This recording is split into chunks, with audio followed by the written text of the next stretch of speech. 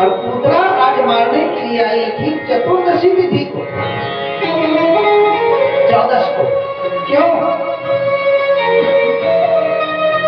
आज से ठीक 7वें दिन। हाँ, क्यों? पुत्रा का मतलब होता है अविद्या। पुत्रा का मतलब होता है अविद्या, और अविद्या का जो निवास है शास्त्रों में संतों ने 14 जगह बताए हैं। अब 14 जगह कौन कौन सी है? 5 ज्ञानेंद्रिय, 5 कर्मेंद्रिय, मन, बुद्धि, चित्त और संस्कार। कितने हुए? दोबारा गिनो। 5 ज्ञानेंद्रिय, 5 कर्मेंद्रिय, मन, बुद्धि, चित्त और संस्कार। कितने हुए? 14। ये 14 जगह संतों ने, महापुरुषों ने अविद्या का निवास बतलाए हैं। आज 50,000 लोग नंद भवन आ रहे हैं लाला का दर्शन करने के लिए, और 50,000 लोग दर्शन करके जा रहे हैं साहब। हाँ, धीरे में पुतना भी चली गई। सब लोगों ने देखे ये कौन है। एक ब्रजवासी कहता, बोले तू नहीं जानता ये कौन है? दूसरा बोले कौन है? बोले नंद बाबा की साली है, साली। तो बोले ये कौन से गांव से आई है? बोले बंबई में रहती है। अब नंद बाबा की साली का नाम लिए तो लोग रास्ता ओढ़ रहे थे। पूतना चली गई, मतलब सीधे यशोदा मैया के पास गई।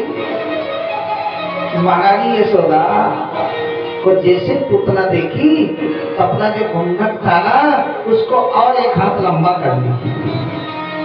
मैया तो घूंघट देख करके घबरा गई, बोली जरूर कोई पंडितानी आई होगी यहाँ।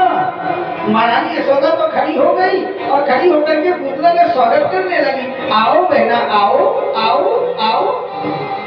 पुतना बोली अजी आई क्यों? पति देवता तो लाला को आशीर्वाद दे करके चली गई। मैं सोची मैं क्यों वंचित रह जाऊं, मैं भी आशीर्वाद दे दूं। अब भोली भाली यशोदा मैया बोली बहन मेरा लाला थोड़ी है, आप सबको लाला है, इसको प्रेम से आशीर्वाद दो, प्रेम से आशीर्वाद दो। अब सुनो, मेरे घर में मेहमान बहुत आए हैं नंद भवन में। मैं थोड़ा अंदर जाकर के चाय चीनी की व्यवस्था कर दूं, तो लाला के पालने के पास बैठे रहना। उतना बोली हाँ हाँ भैया मैं आई क्यों हूँ, इसीलिए आई हूँ। आप तो जाओ अंदर, भैया चाय ठंडा गरम कोल्ड ड्रिंक सबकी व्यवस्था करो, कोई टेंशन की बात नहीं है भैया। हाँ भैया, जैसे महारानी यशोदा उठ करके भीतर को गई तो पूतना अपने साड़ी का पल्लू के ऊपर को मुंह खोली और एक बार मुंह खोल करके मेरे गोपाल की तरफ देखी।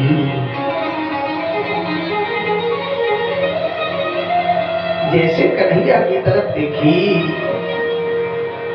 पूतना अपनी आंखों को बंद कर ली। बोले आहा बड़ा सुंदर बालक है, बड़ा सुंदर बालक है।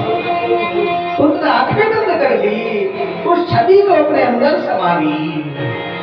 बड़ा सुंदर बालक है, बड़ा सुंदर बालक है। सज्जनों, भागवत में श्री सुखदेव भगवान कहते हैं बेटा परीक्षित, भगवान ने भी पूतना को एक बार देखे और एक बार देख करके अपनी आंखों को भगवान भी भूल गए। क्यों क्यों भगवान को अपनी आंखों को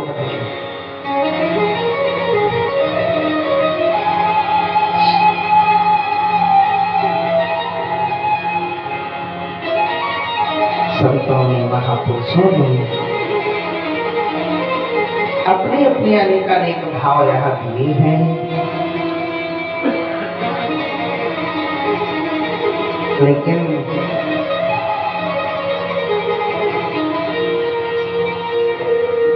संत ऐसे कहते हैं कि भगवान के एक आंख में सूरज है और एक में चंद्रमा है। सूरज और चांद कहते हैं कि कैसी उल्टा नारी है, दुनिया में गोपाल को प्यार करती है, दुलार करती है, दिल में स्थान देती है, और ये इतनी उल्टा नारी है कि मेरे गोपाल को मारने के लिए आ गई, जहर देने के लिए आ गई, और ऐसी नारी को हम देखना नहीं चाहते। भगवान अपनी आंखों को बदलते हैं। कई संत ऐसे भी कहते हैं भगवान का अवतार हुआ ब्रज में माखन और मिश्री खाने के लिए, लेकिन माखन मिश्री तो दूर रहा और जहर का प्याला सामने पहले आ गया, पहले आ गया।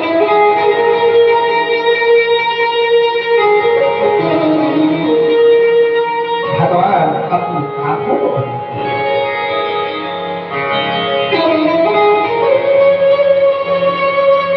कई संत ऐसे भी कहते हैं भगवान श्री कृष्ण सती माता के प्रांगण में, मंदिर में, धाम में के सामने भोलेनाथ बैठे हैं ना, भोलेनाथ को याद किए और बोले भोलेनाथ आप आओ, मेरे कंठ में बैठ जाओ।